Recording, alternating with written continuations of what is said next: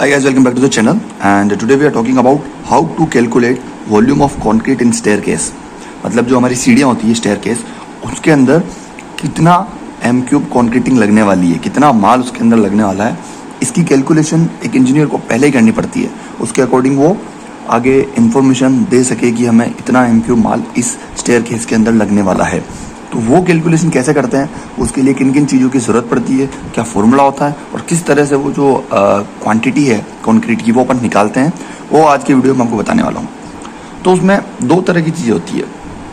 पहला तो ये कि मुझे सीढ़ी के बारे में सारी इन्फॉर्मेशन है, जैसे मेरी ड्राइंग के अंदर मुझे सब कुछ बता दिया कि इसकी ये लेंथ, इसकी ये वाली लेंथ कितना है, इसका राइजर कितना है, इसका ट्रेड कितना है, नंबर ऑफ स्टेप्स कितने हैं.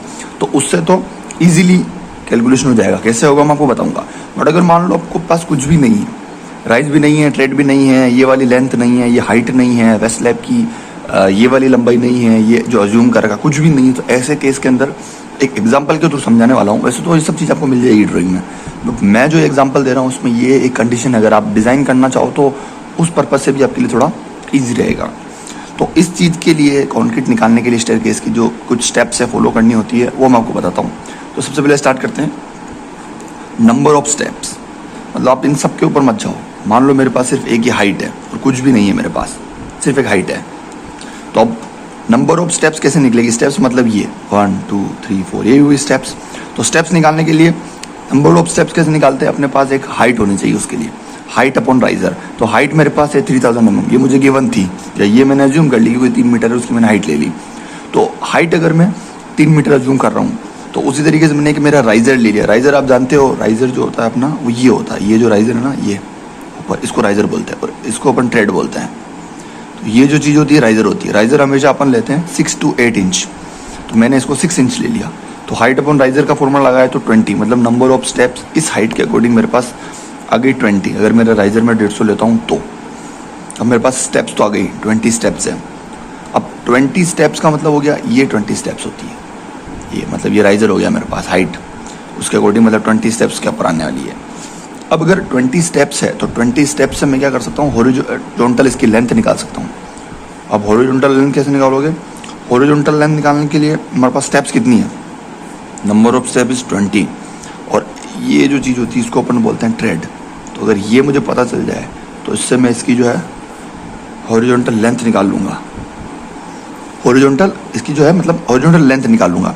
तो मेरे पास नंबर ऑफ स्टेप्स कितने थे 20, और ट्रेड जो अपन स्टैंडर्ड लेते हैं वो अपन लेते हैं 10 से 12 इंच.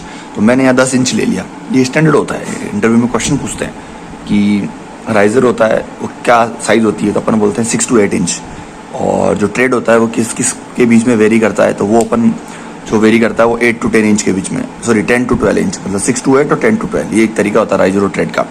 तो 20 मेरे पास नंबर ऑफ स्टेप्स आ गए थे. नंबर ऑफ स्टेप्स के अंदर ऑफकोर्स ट्रेड तो हो गई. तो ट्रेड अगर मेरे पास 1 मिनट 250 mm का ले रहा हूँ 10 इंची, तो मेरे पास हॉरिजॉन्टल लेंथ कितनी आ गई, यहाँ से लेके यहाँ तक 500 mm.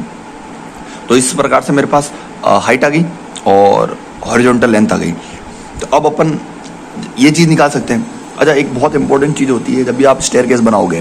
तो मेरा जो वीडियो बनाने का पर्पस ये होता है कि इस वीडियो से आपको कुछ इंटरव्यू की चीज़ें निकल के आ जाए. जैसे भी मैंने आपको राइज और ट्रेड के बारे में बताया, उसी तरीके से एक इंटरेस्टिंग चीज़ बताता हूँ.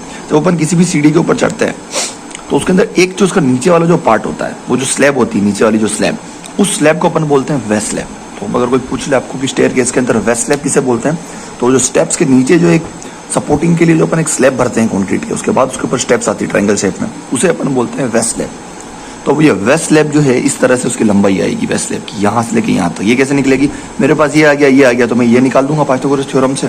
वही चीज़ मैंने यहाँ पे की. तो मेरे पास इसकी लंबाई आ गई 5830, मतलब इसकी और इसकी मदद से पाइथागोरस थ्योरम लगा के मैंने ये निकाल लिया. अब मेरे पास वेस्ट स्लैब की लेंथ आ गई, ये आ गया, स्टेप और स्टेयर के सब कुछ पता चल गया. तो now first we find waist slab concrete volume and then we calculate step concrete. मतलब सबसे पहले तो मैं इसकी क्वांटिटी निकालूंगा कि इस वेस्ट स्लैब के अंदर जो 5800 मीटर लंबी है उसके अंदर कितना m क्यूब कॉन्क्रीट आएगा, और उसके बाद में स्टेप्स निकाल लूँगा. एक स्टेप्स की निकाल लूँगा तो 20 से मल्टीप्लाई करा दूंगा तो सारी स्टेप्स निकल जाएगी. तो सबसे पहले मैं स्टेयरकेस की निकाल रहा हूँ, मतलब स्टेयरकेस की जो वेस्ट स्लैब है उसकी निकाल रहा हूँ. तो वेस्ट स्लैब की अगर आपको निकालनी है m क्यूब में तो क्या करोगे, लंबाई चौड़ाई और ऊंचाई. तो लंबाई तो आपने निकाल ली 5 मीटर 830, और इसका ये जो चौड़ाई है, मतलब विड्थ। वो चौड़ाई कितनी होती है, तो चौड़ाई में आपको एक चीज़ बताता हूँ। चौड़ाई का मतलब क्या हो गया, स्टेयरकेस का फ्रंट, मतलब ये स्टेयरकेस यूँ जा रही है तो ये जो चीज़ आती है फ्रंट वाला, उसका मैं आपको डायग्राम दिखा दूंगा अभी। ये वाला जो पोर्शन होता है, मतलब ये सामने से जब आप स्टेयरकेस देखो ऐसी होगी, तो ये है, मान लिया ये मैंने 1.2 मीटर है, ये मैंने अज्यूम किया है, ये जो 1.2 है मैंने अज्यूम किया है, ऐसा ही आपको ड्राइंग में गिवन होगा, समझ गए ना। फ्रंट सामने से जब आप स्टेयरकेस को देखते हो तो वो वाली चौड़ाई की बात हो रही है। तो लंबाई मैंने निकाल ली, चौड़ाई मेरी 1.2 मीटर हो गई।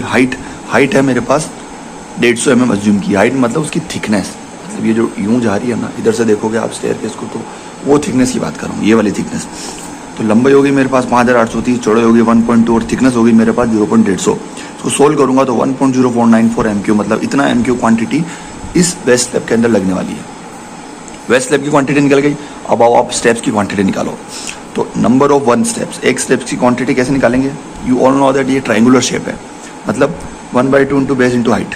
1/2 इंटू बेस कितना हो गया, मतलब बेस एक तरह से बेस ने किसका काम किया, इस वाली चीज़ का, ट्रेड 250, और इसकी हाइट कितनी हो गई, हाइट हो गई मेरे पास 150, ठीक है। तो 1.2 इंटू, अब मेरे को एक चीज़ चाहिए विड्थ।